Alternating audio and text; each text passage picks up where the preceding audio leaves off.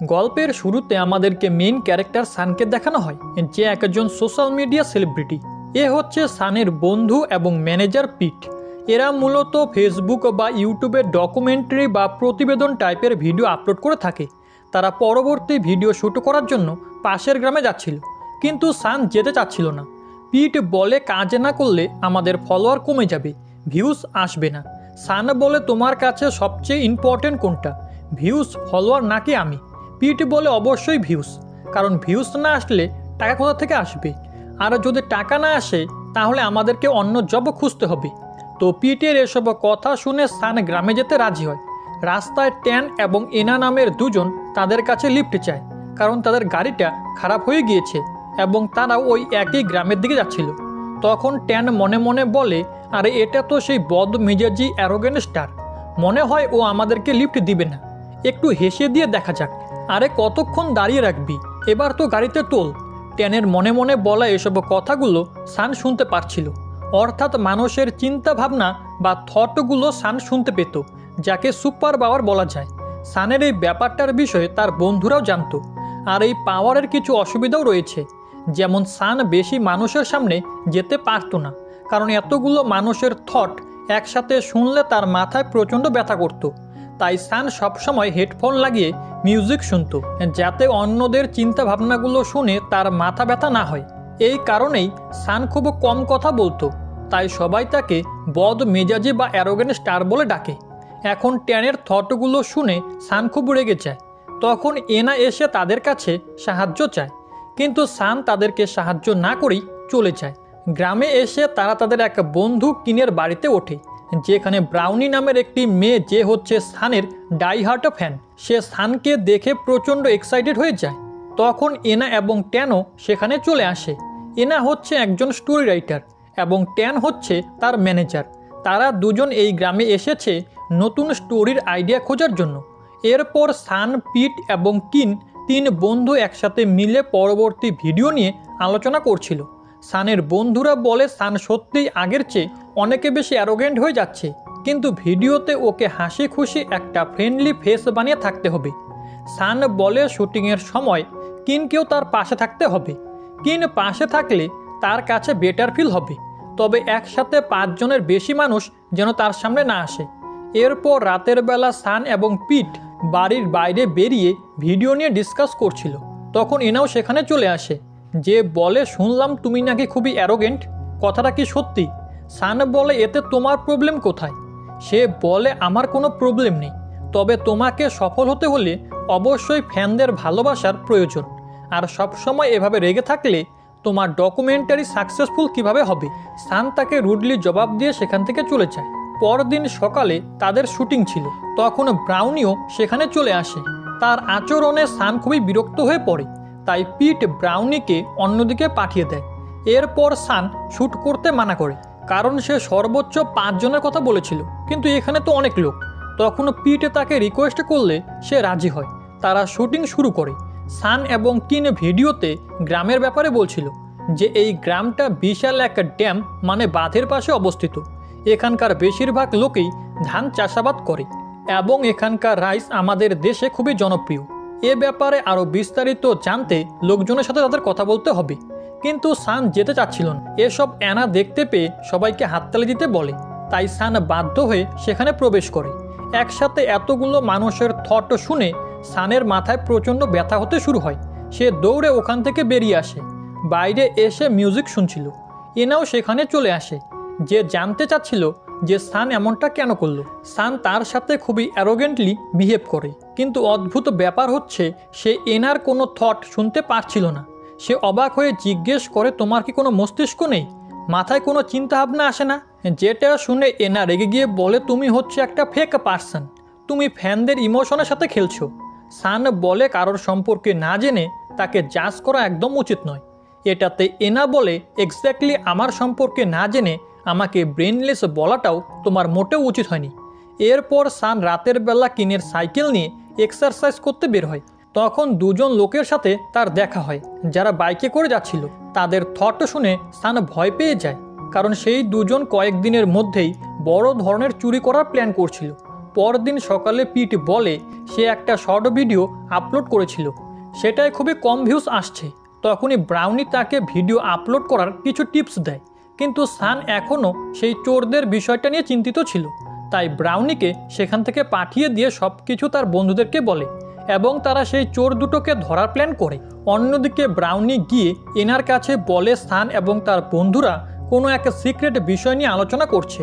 এটা শুনে এনা খুবই কিউরিয়াস হয়ে যায় যে তারা আসলে কি প্ল্যান করছে। অপরদিকে তারা তিনজন সেই চোরগুলোকে ধরার জন্য রাস্তায় এসে দাঁড়ায়। তখন কালো মাস্ক পরা দুজন লোককে থামিয়ে সান জোর জবরদস্তি করে তাদের মাস্ক খুলে নেয়, কিন্তু তারা চোর ছিল না। তারা সানকে চিনতে পেরে বলে, আগে জানতাম তুমি খুবই অ্যারোগেন্ট, কিন্তু এখন দেখছি তোমার ব্যবহার তার চেয়েও খারাপ, এখনই তোমাকে আনফলো করে দিচ্ছি। এতে সান খুবই কষ্ট পায়। তার বন্ধুরা তাকে সান্ত্বনা দিচ্ছিল এবং এসবও কিছু এনাও দূর থেকে দেখছিল। এরপর ব্রাউনি পিটের কাছে সানের সম্পর্কে জানতে চায়। পিট বলে সে তো তোমার সাথে ঠিকভাবে কথাই বলে না, তারপরও তুমি তাকে এত পছন্দ কেন করো? ব্রাউনি বলে আমি সানকে অনেক আগে থেকে ফলো করে আসছি, সে এক খুব ভালো পার্সন, তাই আমি ওকে এত বেশি পছন্দ করি। পিট বলে তাহলে ভিডিও আপলোড করার টিপসগুলো আমাকে বলো। এটা শুনে ব্রাউনি তাকে একটা শর্ত দেয়, পিট যদি তাকে সানের কাছে যেতে হেল্প করে তাহলে সে টিপসগুলো দিবে। পিট রাজি হয়ে যায়। অন্যদিকে সেই চোরগুলো ট্যান এবং এনাকে বিরক্ত করছিল। তখন সান এবং কিং তাদেরকে বাঁচানোর জন্য স্লো মোশনে আসতে থাকে, কিন্তু তারা আসার আগেই ট্যান এবং এনা চোরদেরকে মেরে শুইয়ে দেয়। সান বলে এরাই হচ্ছে সেই চোর যারা এই গ্রামে চুরি করার প্ল্যান করছিল। চোরগুলো বলে তারা শুধুমাত্র প্ল্যান করেছে কিন্তু চুরি করেনি, যেটাতে কিন বলে ভবিষ্যতে এমনটা করলে সে পুলিশকে জানাবে। এই শুনে তারা ক্ষমা চেয়ে চলে যায়। এরপর দেখা যায় সান সাইকেল চালাচ্ছিল। তখন এনা তার সাথে কথা বলার চেষ্টা করে, কিন্তু সে পড়ে যায়। সান তাকে হেল্প করতে যায়, কোথাও ব্যথা পেয়েছে কিনা জিজ্ঞেস করে এবং বলে যেটা পারো না সেটা করতে কেন যাও, এই বলে সে চলে যায়। তখনই ব্রাউনি সেখানে এসে জিজ্ঞেস করে তুমি কি সানকে পছন্দ করো? এনা বলে না। এই শুনে ব্রাউনি খুশি হয়ে তাকে সাহায্য করে। রাতের বেলা ট্যান এনাকে বলে স্টোরিটা কি লেখা শুরু করে দিয়েছো? এনা বলে এখনও শুরু করিনি, তবে ভেবে রেখেছি। পরের দিন এনা এবং ট্যান সানের শুটিংয়ে যেতে চায়। এই শুনে ব্রাউনি খুবই জেলাস হয়ে ঝগড়া শুরু করে। ব্রাউনি এবং ট্যানের মধ্যে এক খুবই ফানি টাইপের ঝগড়া হয়। এরপর তারা সবাই একসাথে শুটিংয়ে আসে। সানকে শুটিং করতে দেখে ব্রাউনি এক্সাইটেড হয়ে চিল্লাতে শুরু করে। তারা ব্রাউনিকে এরকম করতে মানা করে। কিছুক্ষণ পর ব্রাউনি আবারও চিৎকার করে ওঠে, কিন্তু এবার করেছিল মনে মনে, যেটা শুনতে পায় শুধুমাত্র সান। সে রেগে গিয়ে তাকে চুপ করে থাকতে বলে। এই শুনে ব্রাউনি চিন্তায় পড়ে যায়, কারণ সে তো মনে মনে চিৎকার করেছে। এরপর আবারও শুটিং শুরু হয়। তখন ব্রাউনি এবং ট্যান একজন আরেকজনকে মনে মনে গালি দিচ্ছিল। এই সব শুনে সান আবারও রেগে গিয়ে তাদেরকে থামতে বলে। সানের এমন ব্যবহারে তারা তিনজন খুবই অবাক হয় যে শুধু শুধু সান তাদের সাথে এমন কেন করছে। তখনই কিন তাদের দুজনকে সাইডে নিয়ে আসে এবং তাদেরকে মুরগির খাবার থেকে ডিম তোলার কাজে লাগিয়ে দেয়, যাতে তারা সেখানেই ব্যস্ত থাকে আর শুটিংয়ে বিরক্ত করতে না পারে। এরপর তাদের শুটিং খুব ভালোভাবে কমপ্লিট হয়। এতে সান খুব খুশি ছিল। সানকে প্রথমবারের মতো হাসতে দেখে এনাও খুব খুশি হয়। পিট সানকে বলে এনা হয়তো তোমাকে কিছু একটা জিজ্ঞেস করতে চায়, তুমি তার মনের কথা পড়ে তা বুঝে নিতে পারো। সান বলে এই এনা হচ্ছে একমাত্র মানুষ যার মনের কথা আমি শুনতে পাই না, জানি না এরকমটা কেন হয়। তখন এনা সেখানে চলে আসে। সান বলে তুমি আমার কাছে কি জানতে চাও? এনা বলে আমি তোমার সম্পর্কে জানতে চাই একজন ডকুমেন্টারি ক্রিয়েটার ইউটিউবে কিভাবে কাজ করে। সান বলে এসবও তো গুগলে সার্চ করলেই জানতে পারা যায়। এনা বলে তুমি থাকতে আমি গুগলে কেন সার্চ করব? সান কোনো উত্তর না দিই চলে যেতে নেয়। তখন সে কারোর আওয়াজে শুনতে পায়, তো সান তাকে সাহায্য করতে যায়। সে ছিল একজন মহিলা যে সাইকেল থেকে পড়ে গিয়েছিল। সেই মহিলাটি কথা বলতে পারতো না। এনা বলে তুমি কি সাইন ল্যাঙ্গুয়েজ বুঝতে পারো? সান বলে না। এনা বলে তাহলে মহিলাটির কথা তুমি বুঝলে কিভাবে? এখন সত্যিটা লুকোনোর জন্য সান বলে আমি অল্প অল্প সাইন ল্যাঙ্গুয়েজ বুঝতে পারি। এনা বলে একটু আগেই তো তুমি বললে তুমি বুঝতে পারো না। সান তার কোনো কথায় উত্তর না দিয়ে চলে যায়। পরদিন এনা ট্যানকে বলে সানের সম্পর্কে কিছু ইনফরমেশন বের করতে। এনার পরবর্তী স্টোরিটা সানের ওপরে বেস করেই লেখা হবে, কারণ সানের লাইফ স্টোরিটা তাদের কাছে খুবই ইন্টারেস্টিং লেগেছে এবং তার মনে হচ্ছে সান সবার থেকে কোনো এক রহস্য লুকিয়ে রেখেছে। বিকেলবেলা ব্রাউনি পিটকে জিজ্ঞেস করে, তোমাদের ভিডিওটা আমাকে দেখাবে? পিট বলে, হ্যাঁ অবশ্যই, অল্প একটু এডিটিং বাকি আছে, তাই তুমি এই প্লেটগুলো ধুয়ে দাও, ততক্ষণ আমি এডিটিং শেষ করে ফেলি। ব্রাউনি ধোয়ার কাজে লেগে পড়ে। তখনই কিন এসে বলে, আমি কি ভিডিওটা আপলোড করে টাইম সেট করে দিব যাতে আগামীকাল সকালে পাবলিশ হয়ে যায়? এই শুনে ব্রাউনি বুঝতে পারে পিট তাকে বোকা বানিয়েছে। ভিডিওটা অলরেডি অনেক আগেই তৈরি হয়ে গিয়েছিল, তাই সে পিটের গায়ে জল মারতে শুরু করে। রাতের বেলা পিট তার ফোন নিয়ে প্রে করে আর বলে, প্লিজ গড, মাত্র 100 মিলিয়ন ভিউজ হলেই হবে। সান বলে 1000 ভিউজ হলেও চলবে, যদি কন্টেন্ট ভালো হয় তবে ভিউজ অটোমেটিক পেয়ে যাব। পিট বলে, আর যদি না হয় তাহলে আমি রাস্তায় গিয়ে আইসক্রিম বিক্রি করা শুরু করব। সান বলে, কারোর প্রতি বিশ্বাস না থাকলেও তোমার এবং কিনের প্রতি আমার সম্পূর্ণ বিশ্বাস আছে, কমপক্ষে 2টো ভিউজ তো অবশ্যই পেয়ে যাব। এই শুনে পিট কিছুটা হাসলেও সানের প্রতি তার ভালোবাসা অনেকটাই বেড়ে যায়। পরদিন সকালে ব্রাউনি তার ল্যাপটপ নিয়ে ভিডিও পাবলিশ হওয়ার জন্য অপেক্ষা করছিল। এনা এসে বলে, তুমি এরকম এক অ্যারোগেন্ট ছেলেকে কেন পছন্দ করো? ব্রাউনি বলে, আমি তার অনেক বড় একজন ফ্যান। এরপর ভিডিও পাবলিশ হয়। তারা সবাই ভিউজ চেক করছিল, মাত্র অল্প কয়েকটা ভিউজ এসেছিল। কিন বলে, এখনও সবাই ঘুম থেকে ওঠেনি, এর জন্য ভিউজ কম হচ্ছে। এর কিছুক্ষণ পরেই ভিউজ ক্লাইম্ব করা শুরু করে এবং প্রচুর কমেন্ট আসতে থাকে। ব্রাউনি কমেন্টগুলো পড়ছিল। সে দেখে সবাই খুবই বাজে কমেন্ট করছে, যে সান খুবই অ্যারোগেন্ট, সেলফিশ এবং বাজে একজন মানুষ। এই দেখে রেগে গিয়ে ব্রাউনি সবার রিপ্লাই দেওয়া শুরু করে। এনা তাকে মানা করে যে আমরা সবার মুখ বন্ধ করতে পারবো না, আর তুমি অডিয়েন্সের সাথে ঝগড়া করলে সানের ইমেজ আরও বেশি খারাপ হবে। এরপর রাতের বেলা তারা পার্টি করে, কারণ তাদের ভিউজ 100K ক্রস করে গিয়েছে। সেখানে এনা সবাইকে গিটার প্লে করে শোনায়। এরপর দিন ব্রাউনি এনাকে বলে, সানের একজন হেটার আছে, কমেন্ট বক্সে আমার ওর সাথে ঝগড়া হয়েছে এবং সে এইখানে আসছে। এই ব্যাপারে যদি সান জানতে পারে তাহলে সে প্রচণ্ড রেগে যাবে। এই বলে ব্রাউনি কান্না করা শুরু করে। তার কিছুক্ষণ পরেই সানের সেই হেটার চলে আসে। সান তাকে অনেক আগে থেকেই চিনত, কারণ এক সময় সে ছিল সানের সবথেকে বড় ডাই হার্ট ফ্যান। একদিন সে সানের জন্য গিফট নিয়ে যায়, কিন্তু সান তাকে ইগনোর করে চলে গিয়েছিল। এরপর থেকে ছেলেটা সানের সবচেয়ে বড় ফ্যান থেকে সবচেয়ে বড় হেটারে পরিণত হয়। ছেলেটা সানকে বলে যে সান একজন ফেক পার্সন, তার আসল রূপও সে সবাইকে দেখাবে। পরদিন শুটিংয়ের সময় ছেলেটা সেখানে এসে মনে মনে উল্টাপাল্টা কথা বলছিল, এতে সান কাজে কনসেন্ট্রেট করতে পারছিল না।